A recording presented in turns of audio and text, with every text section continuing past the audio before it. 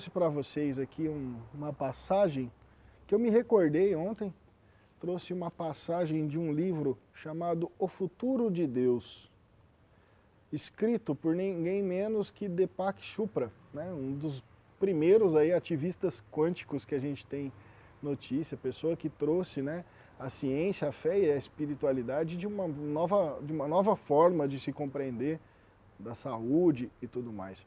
E nesse livro ele debate algumas questões fundamentais no futuro da crença no divino. E eu quero ler com vocês aqui uma passagem que eu me lembrei, porque ela foi muito marcante para mim, nessa compreensão do divino de um jeito, ouvindo as palavras de um cientista, compreendendo isso através de um universalismo espiritual, né? E para a gente ter mais paz nesses momentos de Covid-19, de quarentena e tudo mais. Esse trecho que eu selecionei aqui para vocês, muito importante, é um trecho na página 172, escrito Deus como uma ilusão. E ele começa no seguinte formato. Quando Deus não é real? Começa com essa pergunta. Deus não é real quando parece ir e vir, quando julga e condena, quando faz exigências, quando é inconstante e imutável, quando parece ter nos abandonado. Deus não é real quando existe algumas preces, mas não outras. Deus não é real quando existem dois deuses rivais em guerra. Aplico a Deus os mesmos padrões que normalmente aplicamos à realidade. A realidade não vai e vem. Ela não nos abandona. O que muda é o modo com o qual nos relacionamos com ela. Nosso estado de espírito melhora e piora. O pessimismo dá lugar ao otimismo. Sempre que dizemos estou em um dia ruim, estamos falando de um relacionamento. Sei que realidade é uma palavra bem abstrata. Então imagine o ar que você respira. O ato de respirar é uma constante e a atmosfera da Terra é tão natural que nem lhe damos muito valor. Se não fosse por problemas como poluição do ar e o aquecimento global, poderíamos deixar a respiração para a mente inconsciente. Aquilo que a gente faz no automático, né? De qualquer maneira, você pode pensar no ato de respirar sempre que quiser. Num belo dia, você enche profundamente os pulmões, sentindo-se nutrido pelo ar que respira. Ao correr uma maratona, você regula sua respiração para manter constante o suprimento de oxigênio para os músculos. Ao sentir-se ansioso, sua respiração fica irregular e curta. Contudo, afirmar que o ar tem sentimentos inconstantes em relação a você, ou que o pune num dia e o recompensa no dia seguinte, seria como uma ilusão. Ele está dizendo, o ar está sempre ali, o que muda é a forma com a qual a gente se relaciona com ele, não é isso? Somos nós que mudamos, enquanto o ar permanece constante. O mesmo se aplica a Deus, que foi equivocadamente identificado como uma presença inconstante. Prestem atenção nisso. O mesmo se aplica a Deus, que foi equivocadamente identificado como uma presença inconstante, variável e misteriosamente imprevisível. Essa crença é um sintoma de separação. Precisamos fechar a lacuna e nos aproximar do que Deus realmente é. Todo mundo tem interesse em ser real. Com base nisso, podemos simplesmente ignorar o debate entre fiéis e não fiéis. Quando o Sr. Krishna diz a Arjuna, isso acho que é do livro Bhagavad Gita, quando o Sr. Krishna diz a Arjuna que todos os caminhos levam a Deus, é exatamente isso que ele queria dizer. A realidade nos faz avançar. No intervalo entre o nascimento e a morte, todos nós encaramos a realidade. Portanto, conscientemente ou não, estamos começando a encarar Deus. Devo, contudo, fazer uma pausa com uma observação trágica. Às vezes, o sofrimento é tão incompreensível que a ilusão é a nossa única fonte de consolo. Digo isso pensando, por exemplo, no horrendo tiroteio nas escolas do Connecticut, dos Estados Unidos, pouco antes do Natal de 2012. Um atirador perturbado entrou em 2 salas de aula e matou 6 adultos e 20 crianças, quase todas entre 6 e 7 anos de idade. Logo após o massacre, os pastores da comunidade se manifestaram e um deles disse: "Esse não é o plano de Deus." Fiquei imaginando quantas pessoas se sentiram reconfortadas com a declaração. Se há um momento em que um Deus amoroso nos decepciona profundamente, deve ser a morte sem sentido de pessoas inocentes. Né? Então ele está questionando assim, né? Então agora o Deus não existe porque matou gente. Né? Em situações como essa, você pode escolher olhar para o outro lado e deixar a ilusão fazer o que tem de ser feito. E Deus não é condenado por ter salvado crianças. A insanidade, por não ter salvado crianças. A insanidade torna o assassino menos que humano. O mal sai vitorioso. Aos poucos, os fiéis retornam suas crenças. Enquanto um número maior de céticos se afasta da religião e ateus criticam as pessoas que se voltam a Deus em busca de respostas quando o próprio Deus é o problema. Eu não queria me entregar à ilusão, então escrevi um bilhete para mim mesmo. É a nossa inteligência interior mais profunda que reflete a sabedoria do universo. No fim, todo sofrimento resulta de mente fragmentada, pessoal e coletiva. A violência tem raízes na psicose coletiva. A cura é a transcendência para atingir a consciência de Deus. Meu desafio é concretizar isso. Enquanto isso, cada um de nós deve encontrar consolo onde puder. Se Deus está em toda parte, como no ar que respiramos, por que Ele é tão difícil de encontrar? Porque tudo que se diz sobre Ele é tão aberto a contradições. Se você pensar em qualquer qualidade de Deus, verá que seu oposto é igualmente verdadeiro. Será que Deus nos ama e traz coisas boas à nossa vida? Todas as religiões dizem que sim. Mas o que dizer das coisas ruins? Se Deus também as traz, Ele não corresponde ao bem. Se Ele não tem como impedir as coisas ruins, sua bondade teria sérias limitações. O mesmo acontece com a própria bondade. Por que não adoramos a nós mesmos? Uma estudante universitária explicou na TV porque ela deixou de frequentar a igreja. Não posso acreditar em um Deus que me mandaria para o inferno por fazer algo ruim, disse ela. E novamente ela disse: se eu irritasse os meus pais, eles não me jogariam na lareira. Não importa como você expressa essa ideia, todos os aspectos de Deus acabam se voltando contra si mesmos. Aí tem 3 aspectos de Deus que ele debate aqui. O protetor. Deus está aqui para me manter em segurança. Mas por que existe desastre natural? O legislador.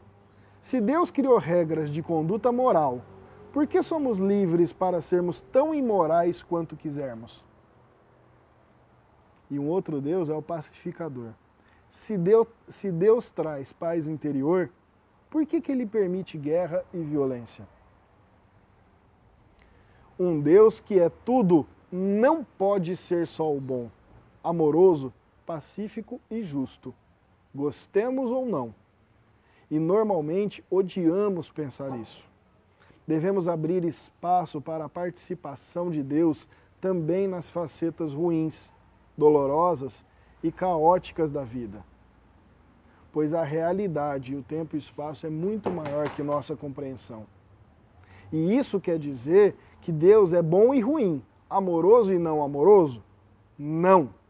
Quer dizer que qualquer qualidade atribuída a Deus é uma ilusão. Em caso de dúvida, faça um teste fácil e substitua a palavra Deus por realidade. A realidade é amorosa ou não amorosa? É fácil notar que a pergunta não faz sentido algum. A realidade inclui tudo. Ela simplesmente é.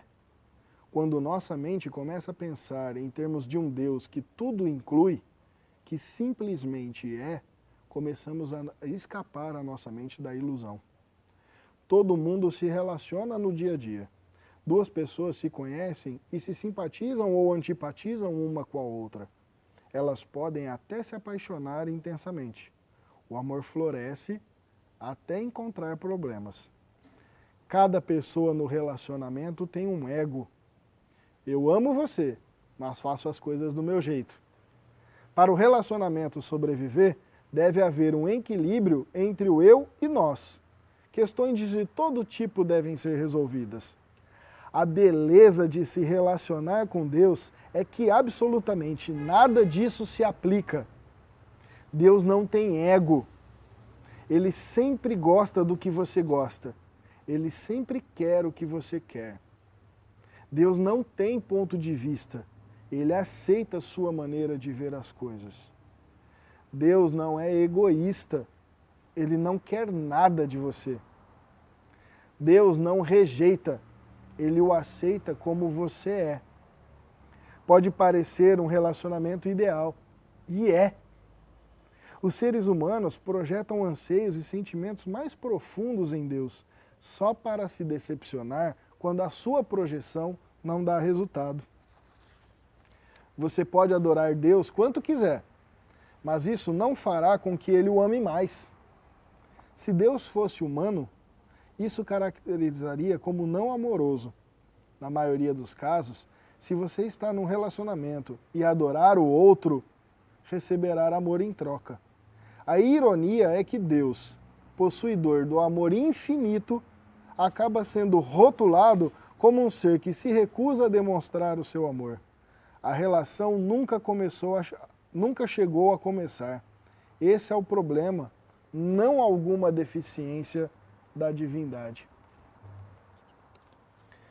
Discutir a crença em Deus, né, é observar essas nuances, e quando vem de um cientista de uma maneira tão bem estruturada, tão bem colocada, nos faz refletir, né, acerca dessa falta de compreensão do pensamento religioso do que seja propriamente a divindade. Porque existem muitas pessoas que vocês conhecem, que eu conheço, que nesse momento estão tendo profunda guerra com Deus. Estão entrando em um processo de descrença, em um processo de tristeza, em um processo de um sentimento de perda, sabe Deus do quê? Pelo fato da permissividade de Deus em deixar ocorrer tudo que está ocorrendo. E isso também pode se aplicar em pequenos eventos e fatos da sua vida. Eu adoro essa ideia de que Deus é tudo, porque simplesmente é.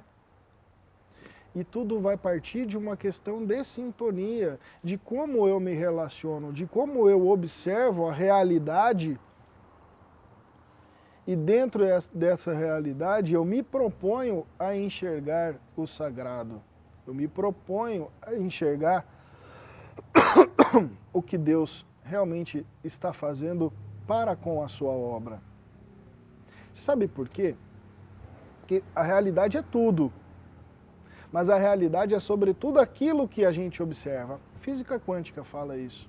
Aquilo que você observa, te observa de volta. E a gente acaba se perdendo nessa crença de um Deus que está revoltado, de um Deus que não atende a minha súplica. Quantas pessoas vocês devem conhecer nesse momento que estão de joelhos porque perderam o emprego, porque não estão vendo seu cônjuge, porque não estão vendo seus filhos, e que estão suplicando a vontade divina? Vocês acham que realmente isso vai fazer com que Deus tenha piedade? Não. Isso talvez, se bem o fizer, vai lhe trazer a consciência de que está diante da obra divina e que o melhor está por vir. Mas não existe esse jogo relacional com o sagrado, com Deus e os orixás, de me dar isso, me dar aquilo. Tudo é uma questão de percepção do interior e de como a gente se comunica com a realidade através do que é bom e belo, através daquilo que seja promotor de equilíbrio, harmonia e estabilidade. Está aí. Deus está aqui, no ar, na luz, em tudo que a gente faz. E quando você entra nessas discussões, nessas vibrações, você, eu e todo mundo, né? Entramos nessas discussões, nessas divagações que nada nos trazem, né? A não ser ainda mais confusão, acabamos por nos perder. E no final, podemos, como o Deepak muito bem coloca, né? Virar cético, virar ateu, afastar-se da religião por pura falta de compreensão do que é a divindade. Então você, sacerdote, você dirigente de Umbanda, você adepto de Umbanda, você médium de Umbanda, não tem como fugir da necessidade de ter esse conhecimento, de criar uma relação com o sagrado a partir de toda a realidade. Sabe por quê? Senão a religião vai sempre virar a caixinha de desejos. E que quando os desejos não são atendidos, você sai fora achando que ali não tem Deus, porque não tem a sua vontade atendida. Porque ali não tem Deus, porque os filhos de santo estão em discussão, entre outros fatores.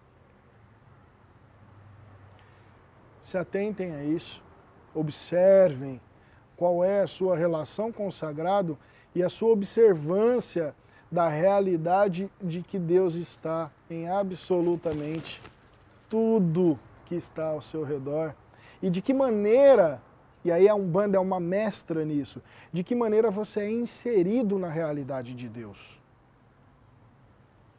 Né?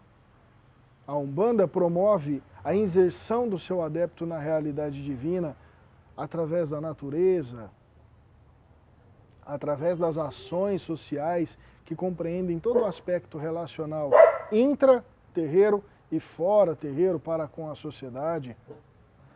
A Umbanda lhe insere na realidade de Deus pela transcendência ao contato com o mundo espiritual, trazendo a completude da nossa relação com os espíritos que estão ao nosso redor. A Umbanda te insere na realidade cósmica de Deus, quando traz o culto a Orixá, quando traz a compreensão de Orixá, quando faz o culto à divindade colocada, nos colocando de joelhos num processo como, por exemplo, uma oferenda, ou num rito como o Amaci, né? Nos abrindo para a realidade cósmica. Então, ela abrange de uma maneira extremamente simples, infelizmente ainda extremamente mal compreendida, a inserção do adepto na realidade. E o que acontece quando a Umbanda não consegue traduzir essas linguagens para a sua comunidade é que os adeptos acreditam que todos esses ritos, esses aspectos, essas instâncias da vida religiosa são meios, mecanismos de fazer os seus pedidos, projeções, como o Deepak coloca, a ser atendidas ou não. E aí as pessoas tornam qualitativo o terreiro ou a religião a partir do quanto, né, as suas projeções são atendidas. Deus é, Deus simplesmente está. Cabe a nós, adeptos da vida religiosa, comungar cada vez mais da realidade divina através das nossas práticas, da nossa compreensão dessa realidade, para darmos e sermos o melhor.